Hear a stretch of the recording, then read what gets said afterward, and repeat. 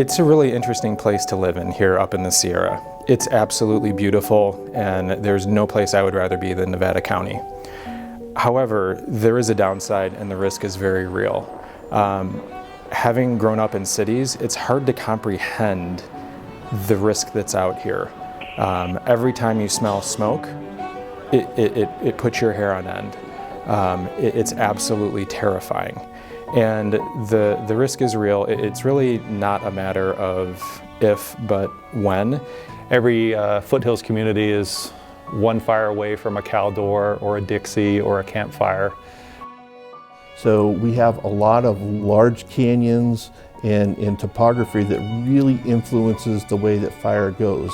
It's almost like a blowtorch or a chimney when fire burns up through a large canyon, especially if it's lined up with the last factor, which is the weather. That's the one thing that there's just nothing we can do about. We can't control it at all. We can design roadways to go around topography, we can reduce fuels, but we can't control the weather.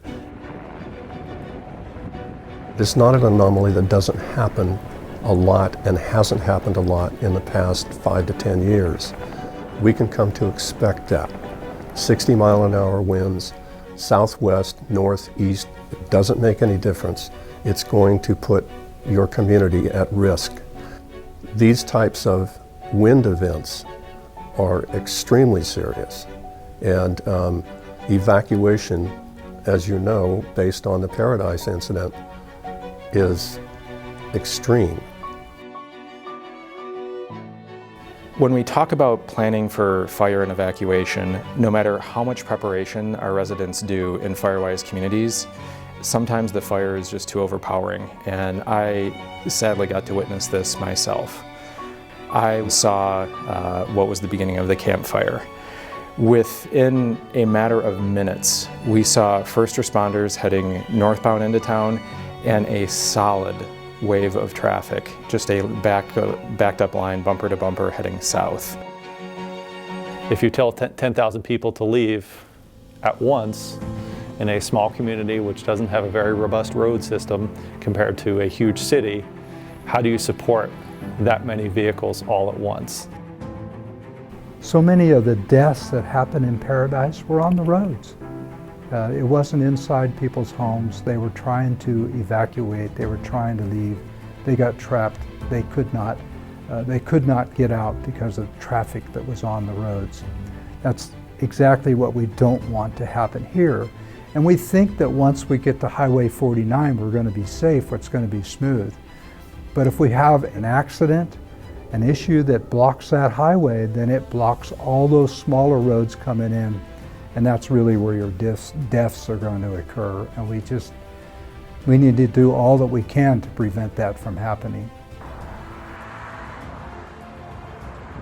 Every day after work between 4:30 p.m. and 5:30 p.m., you know there's going to be traffic headed southbound on 49 just south of McKnight, where it merges from 2 lanes to 1. The time will come when people need to evacuate. And when you need to evacuate, you absolutely need that route to be there, because no matter how much you plan in advance, no matter how much clearing you do around your home, no matter how well packed your go bag is, there's nothing worse than the thought that you might not have a way out. My possibility of evacuation if the fire comes from the south-southwest, I'll never get out. I will be on my property because I won't be able to get out. The traffic will be too bad on my egress. And my neighbors up and down the road feel the same way. We'll try. A problem that we have is the roadways become congested pretty rapidly when everybody hears the word that they need to evacuate.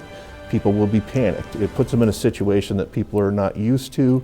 It's already an elevated adrenaline level because you're worried about losing your home, you're worried about protecting your family, and then you get in your car and you want to get out of the way as fast as you can.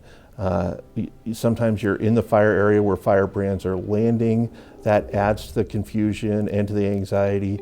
The smoke certainly doesn't help at all. So you get all those vehicles dumped out onto the roadway all at once. In the meantime, we're trying to bring in large resources from CAL FIRE and our local government partners.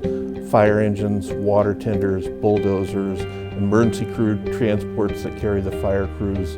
all of those large vehicles have to occupy the same roadway as the people that are trying to get out of the way. You know, unfortunately, we don't drive a Prius when we come to fight a fire. We're driving a very large bulldozer, D5, D6 Caterpillar dozers, and we're driving emergency crew transports, which are very large buses, and we're driving fire engines of various sizes.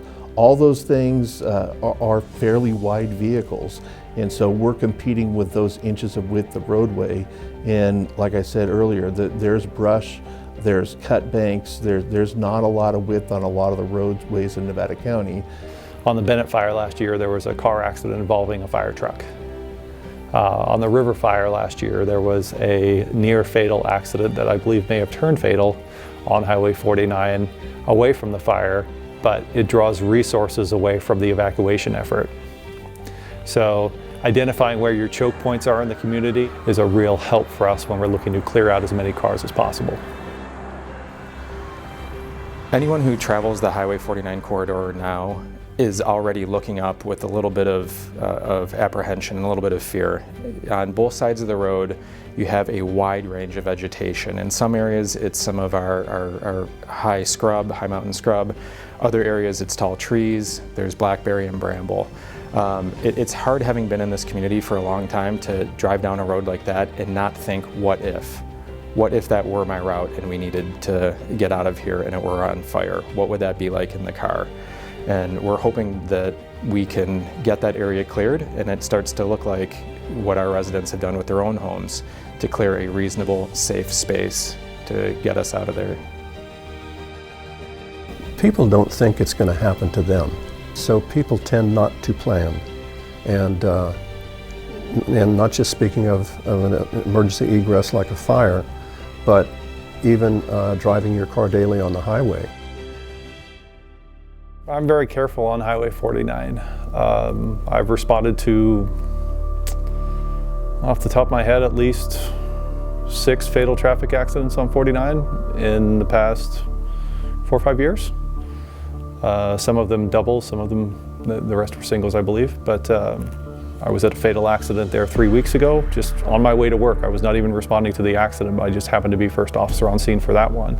I could tell you as an anecdote, having attended autopsies with a forensic pathologist, he lived in Nevada County and he used to call Highway 49 the ribbon of death. My wife and I were involved in a head-on collision on State Route 49 in December of 2003. My wife sustained some severe injuries. After the accident, it was on our minds every day. My wife took 2 years to recover. She never totally recovered, but the 2 years was therapy and doctors, and it was a long, arduous process, which is why we became involved. Highway 49 is such a primary transportation route in or out of Nevada County. My biggest concern, and I believe my constituents' concerns, are the safety of the highway. And when we look back at the history, about 10 years or so ago, where 15 deaths in just 2 years was just incredible. When I made Fixed 49, I was in 6th grade, and it was when there was a lot of accidents happening at the time on Highway 49. So I wanted to do something about it as best as I could and speak up to see if I could make a difference. I came and talked to a lot of people in CHP Highway Patrol, a bunch of people, and got petitions signed. So I'd go down to the Thursday night markets and I would have petitions signed. It was crazy. I did not think it was going to go the way it went. There was a lot of help from other people. My brother made the website. We got people to I was getting interviews and going on the radio and stuff, so I had a lot of exposure to my project and a lot of people knew about it. So it was a way bigger deal than just a regular old school project. My takeaway was that you could pretty much do anything you want to do with a little help from some other people. You can, because I mean that's a big thing, is to, oh, let's fix this road, because you don't just say, okay, and just build it. Like, there's a lot that goes into that. So, and to really like have other people listen to me at such a young age and be like, oh yeah, this is a big deal, we should focus on this. And it really drives it home when we as public officials attend the community meetings and you listen to the stories of parents that have lost their children, or a wife that has lost a husband, or family members that have lost their parents in these accidents. And the citizens don't understand the funding challenges that we face. They want the highway fixed now. They want a safe facility. And that's really where NCTC plays a role in partnering with our state and federal partners to try to fund these projects. You know, there's no doubt about the fact that it is a main transportation route. And even at those times when there are issues on Interstate 80, that very often Highway 20 to 49 becomes another access route around the issues that are on 80. When that happens, there's a pinch point there that actually will stop traffic. That is a huge concern. I know myself and many members of Firewise communities here in Nevada County are incredibly appreciative of the work that Caltrans has done thus far to widen and clear vegetation in that Highway 49 corridor.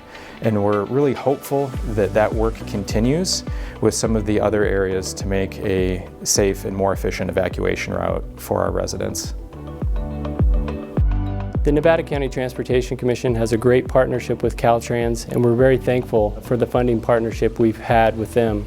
We're also thankful for the support of our state and federal representatives that support our current project and the improvements in this corridor that are so important to the citizens of Nevada County. There, I do want to say something really quick. On the website, we had at least one person from every 50 states sign it. So I thought that was crazy, because I'm like, so people are in like Florida signing this for a California highway? But no, it's something that's important, and it's not just even that it's in your area, your main highway. It's something that people are dying on, and it's a big thing. It's a highway. It's not like a little straight road.